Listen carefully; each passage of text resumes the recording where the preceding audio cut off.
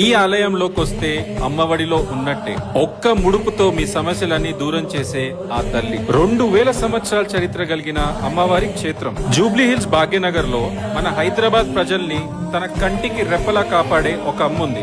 ఆమెనే మన పెద్దమ్మ తల్లి. చాలా మంది కోడుల్ని మేకల్ని అమ్మవారికి సమర్పించి గుడి బయటే వండుకొని తింటారు. ఈ ఆలయంలో అమ్మవారిని మనస్ఫూర్తిగా ధ్యానించి ధ్వజస్తంభం దగ్గర రూపాయి నాణ్యాన్ని నిలబెడితే కోరికలు వెంటనే తీరుతాయని నమ్మకం. అప్పట్లో మహిషాసురు అనే రాక్షసుడు త్రిమూర్తులతో సహా ముల్లోకాన్ని పీడించేవాడంట. అప్పుడు దేవతలందరూ శక్తి స్వరూపిణి అయిన అమ్మవారిని ఆశ్రయించారు. ఎంత బలవంతుడైన అమ్మ శక్తి ముందు రాక్షస శక్తి చిన్నబోయి అంతిమ విజయం అమ్మవారిదే అయ్యింది.